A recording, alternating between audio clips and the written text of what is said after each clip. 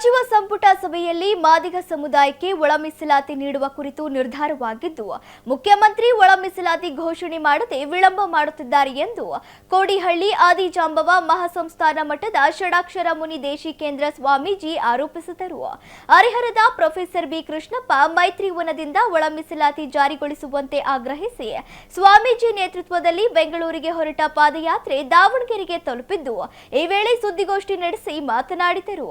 ರಾಜ್ಯ ಸರ್ಕಾರ ವಿವಿಧ ಇಲಾಖೆಗಳಲ್ಲಿನ 56,432 ಹುದ್ದೆಗಳ ಭರ್ತಿಗೆ ಮುಂದಾಗಿದ್ದು, ಒಳ ಮೀಸಲಾತಿ ಜಾರಿಯಾಗದೆ ಹುದ್ದೆಗಳನ್ನು ಭರ್ತಿ ಮಾಡಿದರೆ ಇಡೀ ಮಾದಿಗ ಸಮಾಜಕ್ಕೆ ಕೊಡಲಿ ಪೆಟ್ಟು ಬಿದ್ದಂತಾಗುತ್ತದೆ. ಹಸಿದಿರುವ ಮಾದಿಗ ಸಮುದಾಯಕ್ಕೆ ನಮ್ಮ ಪಾಲಿನ ಅನ್ನ ಕೊಡಿ ಎಂದು ಕೇಳುತ್ತಿದ್ದೇವೆ ಹೊರತು ಬೇರೆಯವರ ಪಾಲಿನ ಅನ್ನ ನಮಗೆ ಕೊಡಿ ಎಂದು ಕೇಳುತ್ತಿಲ್ಲ ಎಂದರು. ಒಳ ಮೀಸಲಾತಿ ಕುರಿತು ಸಿದ್ದರಾಮಯ್ಯ ತೆಗೆದುಕೊಳ್ಳುವ ನಿರ್ಧಾರ ಒಮ್ಮೆ ಸರಿ ಎಂದು ಅನಿಸಿದರು. ಅದು ಕೇವಲ ಮಾದಿಗ ಸಮುದಾಯವನ್ನು ಸಮಾಧಾನಪಡಿಸುವ ನಿರ್ಧಾರವಾಗಿದೆ. ಸರ್ಕಾರ ರಾಜ್ಯದ ಜನರಿಗೆ ಹಲವು ಗ್ಯಾರಂಟಿಗಳನ್ನು ನೀಡಿದ್ದು, ಅದರಂತೆ ಮಾದಿಗ ಸಮುದಾಯಕ್ಕೂ ಮೀಸಲಾತಿ ಗ್ಯಾರಂಟಿ ನೀಡಬೇಕು ಎಂದು ಆಗ್ರಹಿಸಿದರು. ನಾವು ನಿನ್ನೆ ದಿನ ಹರಿಹರದ ಪ್ರೊಫೆಸರ್ ಕೃಷ್ಣಪ್ಪ ಅವರ ಮುಕ್ತಿ ಸ್ಥಳದಿಂದ ಬೆಂಗಳೂರಿನವರೆಗೂ ಪಾದಯಾತ್ರೆಗಳನ್ನು ಕೈಗೊಂಡಿದ್ದೀವಿ. ಈ ಪಾದಯಾತ್ರೆಗೆ ಸಮುದಾಯದ ಬಹಳಷ್ಟು ಜನ ಬೆಂಬಲಿಸಿ ಯಾತ್ರೆಯನ್ನು ಯಶಸ್ವಿಯಾಗಿ ಸಾಗಿ ಹಾಕ್ತಾ ಇದ್ದಾರೆ. ಇವತ್ತಿನ ದಿನ ಆನಗೋಡುವರೆಗೆ ನಮ್ಮ ಪಾದಯಾತ್ರೆ ನಡೀತಿದೆ. ಪಾದಯಾತ್ರೆ ನಡೆಸೋದು ಕಾರಣ ಈ ಜಾತಿ ವ್ಯವಸ್ಥೆಯಲ್ಲಿ ಪರಿಶಿಷ್ಟ ಜಾತಿಯಲ್ಲಿ ಅತ್ಯಂತ ಕಡಿಮೆ ಮಟ್ಟದ ಅಂದರೆ ಜೀವನ ಸುಧಾರಣೆ ಆಗದಂಥ ಮಟ್ಟದಲ್ಲಿ ಇವತ್ತಿಗೂ ನಾಗರಿಕ ಕಾಲದಲ್ಲೂ ಕೂಡ ಜೀವನವನ್ನು ಸಾಗಿಸುವಂಥ ಮಾದಿಗ ಸಮುದಾಯ ಸಮಾಜದ ಮುಖ್ಯವಾಹಿನಿಗೆ ಬರಬೇಕು ಅನ್ನುವಂಥ ಹಲವು ಕ್ಷೇತ್ರಗಳ ಹಲವು ವಿಧದ ಹೋರಾಟಗಳು ತುಂಬಾ ವರ್ಷಗಳಿಂದ ನಡ್ಕೊಂಡು ಬಂದಿದೆ. ಆದರೆ ಹೋರಾಟಗಳನ್ನು ಜೀವಂತವಾಗಿ ಇರಿಸಿಕೊಂಡು ಬರುವಂಥ ಆಡಳಿತ ನಡೆಸುವವರ ಕ್ರಮ ಒಂದು ರೀತಿ ತಾರತಮ್ಯ, ನಿರ್ಲಕ್ಷ್ಯ ಮತ್ತು ಧೋರಣೆಯ ಕ್ರಮ ಅಂತ ನಾವಾದರೂ ಅಂದ್ಕೋತೇವೆ. ಸಮಾಜದ ಮುಖ್ಯವಾಹಿನಿಗೆ ಬರಬೇಕು, ಶೈಕ್ಷಣಿಕವಾಗಿ ಔದ್ಯೋಗಿಕವಾಗಿ ನಮಗೆ ನಷ್ಟ ಉಂಟಾಗಿದೆ. ಪ್ರಮುಖವಾಗಿ 2 ಕ್ಷೇತ್ರಗಳಲ್ಲಿ ನಾವು ಮುಂದೆ ಬರಬೇಕು ಅಂತ ಮೀಸಲಾತಿ ಅನ್ವಯ, ಮೀಸಲಾತಿಯಲ್ಲಿ ನಮಗೆ ಅನ್ಯಾಯ ಆಗಿದೆ, ಅದರಲ್ಲಿ ನಮಗೆ ಒಳ ಮೀಸಲಾತಿ ಕೊಟ್ಟು ನಮ್ಮ ಜೀವನ ಸುಧಾರಣಾ ಮಟ್ಟವನ್ನು ಒಂದಷ್ಟು ಸದೃಢಗೊಳಿಸಿ ಅನ್ನುವಂಥ ಹೋರಾಟಗಳು ನಡೀತಿದ್ದಾವೆ. ಒಳ ಮೀಸಲಾತಿ ಕಲ್ಪಿಸಲಿಕ್ಕೆ ಹಲವು ಆಯೋಗಗಳು ವರದಿಯನ್ನು ಬಹಳಷ್ಟು ಪ್ರಾಮಾಣಿಕವಾಗಿ, ಬಹಳಷ್ಟು ನಿಖರವಾಗಿ ಸರ್ಕಾರಕ್ಕೆ ಸಲ್ಲಿಸಿದೆ. ಆ ವರದಿ ಓದಿದ ನಂತರ ಸರ್ಕಾರಗಳು ಒಂದೊಂದು ಹಂತದ ಸಮಾಧಾನಕರವಾದಂಥ ಮಾತಿನ ಬಾಯುಪಚಾರದ ಹೇಳಿಕೆಗಳನ್ನು ಕೊಡ್ತಲೇ ಬಂದ್ವೇ ಹೊರತು ಸರ್ಕಾರ ಕೃತಿಗೆ ಇಳಿಯದೆ ಹೋಯಿತು. ಇಲ್ಲಿ ನಾವು ಯಾರ ಬಗ್ಗೆಯೂ ಮಾತನಾಡೋದಿಲ್ಲ. ಅವರು ಅಡ್ಡ ಮಾಡ್ತಾರೆ, ಇವರು ಅಡ್ಡ ಮಾಡಿದ್ದಾರೆ, ಅದು ನಮಗೆ ಮುಖ್ಯ ಅಲ್ಲ.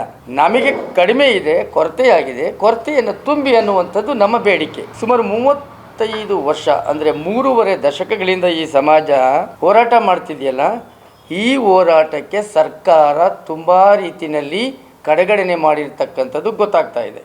ಏಕೆಂದರೆ ಇಷ್ಟೊಂದು ಸುದೀರ್ಘ ಹೋರಾಟವನ್ನು ತನ್ನ ಕಣ್ಣ ಮುಂದೆ ನೋಡುವಂಥ ಸರ್ಕಾರಗಳ ನಡೆ ಯಾರೂ ಕೂಡ ಒಪ್ಪೋದಿಲ್ಲ. ಇದನ್ನು ಕೆಲವೊಂದು ಕಡೆ ಸಂವಿಧಾನದ ಆಶಯಗಳು ಒಂದು ಮಗ್ಗುಲಿಗೆ ಸರಿಸಿ ನಾವು ಆಡಿದ್ದೇ ಒಂದು ಕ್ರಮ, ನಾವು ಆಳ್ತಕ್ಕಂಥದ್ದೇ ಒಂದು ಕ್ರಮ, ಇದೇ ರೀತಿ ಇರಬೇಕಂತ ಜೀವಂತವಾಗಿ ಅವರ ಆಡಳಿತ ರೀತಿಯನ್ನು ಮಾಡ್ತಕ್ಕಂಥದ್ದು ಈ ಮಾದಿಗ ಸಮುದಾಯಕ್ಕೆ ಮಾಡಿದಂಥ ಘೋರ ಅನ್ಯಾಯ. ಈಗ ನಮ್ಮದು ಬೇಡಿಕೆ ಇಷ್ಟೆ. ಸರ್ಕಾರ ಕೆಲವು ದಿನಗಳ ಹಿಂದೆ 56,432 ಹುದ್ದೆಗಳನ್ನು ತುಂಬ್ತೀವಿ ಅಂತ ಹೇಳಿದೆ. ಸಾಕಷ್ಟು ಯುವಜನರು ನಿರುದ್ಯೋಗಿಗಳಾಗಿದ್ದಾರೆ. ಅವರಿಗೆ ಬದುಕನ್ನು ಕಲ್ಪಿಸಿಕೊಳ್ಳಿಕ್ಕೆ ಉದ್ಯೋಗ ತುಂಬೋದು ಅಗತ್ಯ. ಆದರೆ ಆ ಹುದ್ದೆಗಳನ್ನು ತುಂಬಬೇಕಾದ್ರೆ ದಿಢೀರ್ ಹುದ್ದೆಗಳನ್ನೇ ನೀವು ತುಂಬಿದರೆ, ಮಾದಿಗರಿಗೆ ಒಳ ಮೀಸಲಾತಿ ಅನ್ವಯಿಸದೆ ತುಂಬಿದರೆ ಇಡೀ ಮಾದಿಗ ಸಮುದಾಯಕ್ಕೆ ನೀವು ಅವರ ಬದುಕಿಗೆ ಕೊಡಲಿ ಪೆಟ್ಟು ಕೊಟ್ಟಂತೆ ಆಗ್ತದೆ. ಅದಕ್ಕೆ ನಾವು ಹೇಳೋದು ಒತ್ತಾಯ, ಇಡೀ ನಮ್ಮ ಮಾದಿಗ ಸಮುದಾಯ, ಮಠಾಧೀಶರು, ಧರಣಿ ನಿರತರು, ಹೋರಾಟಗಾರರು, ಚಿಂತಕರು, ಪ್ರಾಜ್ಞರು ಹೇಳತಕ್ಕಂಥದ್ದು 54,632 ಹುದ್ದೆ ತುಂಬಿ ಒಳ ಮೀಸಲಾತಿ ಕೊಡಿ. ಒಳ ಮೀಸಲಾತಿ ಅಂದರೆ ಅದಿನ್ನೇನು ಅಲ್ಲ, ಒಂದಷ್ಟು ಹಸಿದವನಿಗೆ ಒಂದಷ್ಟು ಅನ್ನ ಹೆಚ್ಚು ಕೊಡಿ ಅಂತ ಅಷ್ಟೇ ಬಿಟ್ಟರೆ, ಇಡೀ ಕಂಡವರ ಅನ್ನವನ್ನು ನಮಗೆ ಕೊಡಿ, ನಾವೇ ಊಟ ಮಾಡಬೇಕು ಅಂತ ಅಲ್ಲ, ನಮಗೆ ಖಾಲಿ ತಟ್ಟೆಯಲ್ಲಿ ಅಗುಳು ಅನ್ನ ಬೇಡ, ಒಂದಷ್ಟು ಇಡೀ ಅನ್ನ ಕೊಡಿ ಅನ್ನುವಂಥದ್ದು ನಮ್ಮ ಬೇಡಿಕೆ. ಇದನ್ನು ಕೊಡಬೇಕು. ಮಾನ್ಯ ಮುಖ್ಯಮಂತ್ರಿಗಳು ಏನು ದಲಿತ ಚಳವಳಿಗಳು ಇಡೀ ಮಾದಿಗ ಸಮುದಾಯದ ಎಲ್ಲ ಸಂಘಟನೆಗಾರರು ಕೂಡ ಒಕ್ಕೊರಲಿನಿಂದ ಸತತವಾಗಿ ಹೋರಾಟಗಳನ್ನು ಮಾಡ್ತಾ ಒಳ ಮೀಸಲಾತಿ ಮಾಡಬೇಕಂತಕ್ಕಂಥದ್ದನ್ನು ಇಡೀ ಸರ್ಕಾರಕ್ಕೆ ನಾವು ಮನಗಂಡ್ವಿ. ಎಸ್.ಎಂ. ಕೃಷ್ಣ ಅವರು ಮುಖ್ಯಮಂತ್ರಿಗಾದಂಥ ಸಂದರ್ಭದಲ್ಲಿ AG ಸದಾಶಿವ ಆಯೋಗವನ್ನು ರಚನೆ ಮಾಡಿ ಸುಮಾರು 800 ಕೋಟಿಗಳಷ್ಟು ಹಣವನ್ನು ಆ ಒಂದು ಇದಕ್ಕೆ ಯಾರು ತಲ ಸಮುದಾಯದಿಂದ ಭಾಳ ಆರ್ಥಿಕವಾಗಿ, ಸಾಮಾಜಿಕವಾಗಿ, ಶೈಕ್ಷಣಿಕವಾಗಿ ಯಾರು ಹಿಂದುಳಿದಂಥ ಸಮೀಕ್ಷೆಯನ್ನು ಕೂಡ ಮಾಡ್ತು.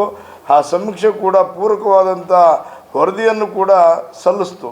ಆ ವರದಿ ಸಲ್ಲಿಸಿದ ನಂತರ ವರದಿಯಾಗೇ ಒಂದು ಡಸ್ಟ್ಬಿನ್ನಿಗೆ ಸೇರ್ತವಿನ ಎಂದು ಕೂಡ ಅದು ಇಂಪ್ಲಿಮೆಂಟ್ ಆಗಲಿಲ್ಲ. ಆದರೂ ಕೂಡ ಜಸ್ಟಿಸ್ ನಾಗಮೋಹನ್ ದಾಸ್ AG ಸದಾಶಿವ ಅವರು ಮೈಸೂರಿನಲ್ಲಿ ಒಂದು ಮಾತನ್ನು ಹೇಳ್ತಾರೆ, ನೋಡಿ ನಾನಾಗಿ ಕೇಳಿಲ್ಲ, ನೀವಾಗಿ ನನಗೆ ಸಮೀಕ್ಷೆ ಮಾಡೋಂಥ ನನಗೆ ಅವಕಾಶ ಕೊಟ್ರಿ, ನಾನು ಮಾಡಿದ್ದೇನೆ, ಅದನ್ನು ಓದ್ತಕ್ಕಂಥ ಔದಾರ್ಯ ತೋರಲಿಲ್ಲ ಅಂತಕ್ಕಂಥ ಭಾಳ ಬೇಸರದ ಸಂಗತಿಯನ್ನು ವ್ಯಕ್ತಪಡಿಸಿರ್ತಕ್ಕಂಥದ್ದನ್ನು ಮಾಧ್ಯಮಗಳಲ್ಲಿ ತಾವು ನೋಡಿದ್ದೀರಿ.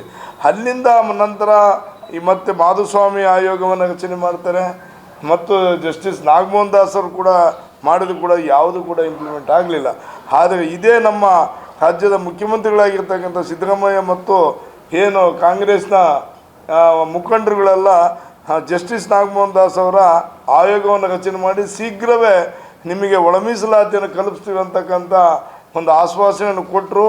ಇಡೀ ನಾಗಮೋಹನ್ ದಾಸ್ ಅವರು ಕರ್ನಾಟಕಾದ್ಯಂತ ಎಲ್ಲ ವರ್ಗದ ಏನು ದಲಿತರಲ್ಲಿ 101 ಜಾತಿಯಲ್ಲಿರ್ತಕ್ಕಂಥ ಇಡೀ ಸಮಾಜದ ಹೇಗೆ ಅವ್ರು ಬದುಕ್ತಾ ಇದ್ದಾರೆ, ಏನು ನಿಕೃಷ್ಟವಾಗಿ ಬದುಕ್ತಾ ಇದ್ದಾರೆ, ಅದರಲ್ಲಿ ಯಾವ ಸಮಾಜ ಭಾಳ ಹಿಂದುಳಿದೆ ಅಂತಕ್ಕಂಥದ್ದಂಥ ನೈಜವಾದಂಥ ಒಂದು ವೈಜ್ಞಾನಿಕವಾದಂಥ ಸಮೀಕ್ಷೆಯನ್ನು ಮುಖ್ಯಮಂತ್ರಿ ಅವರಿಗೆ ಸಲ್ಲಿಸ್ತಾರೆ. ಅದನ್ನು ಅಬ್ಜೆಕ್ಷನ್ ಕೂಡ ಆಗ್ತಾರೆ, ಎಲ್ಲರೂ ಕೂಡ ಅದನ್ನು ಒಪ್ಕೊಳ್ತಾರೆ. ಅವರ ಒಂದು 5 ವಿಭಾಗಗಳಾಗಿ ಪ್ರವರ್ಗಗಳಾಗಿ ಅವರು ಸರ್ಕಾರಕ್ಕೆ ಸಲ್ಲಿಸ್ತಾರೆ. ಇತಿಯಾಗಿ ಹಿಂದುಳಿತಕ್ಕಂಥದ್ದು ಮಾದಿಗ ಸಮುದಾಯ. ಆ ಮಾದಿಗ ಸಮುದಾಯಕ್ಕೆ 6% ಕೊಡಬೇಕು ಮತ್ತು ಛಲವಾದಿ ಸಮುದಾಯಕ್ಕೆ 5% ಕೊಡಬೇಕು. ಇತರೆ ಕುಲಂಬ ಸಮುದಾಯಕ್ಕೆ 4% ಕೊಡಬೇಕು. ಅಲೆಮಾರಿಗೆ 1% ಕೊಡಬೇಕಂತಕ್ಕಂಥದ್ದನ್ನು ದೀರ್ಘವಾದಂಥ ಸಮೀಕ್ಷೆಯಲ್ಲಿ ಕೊಟ್ಟರು.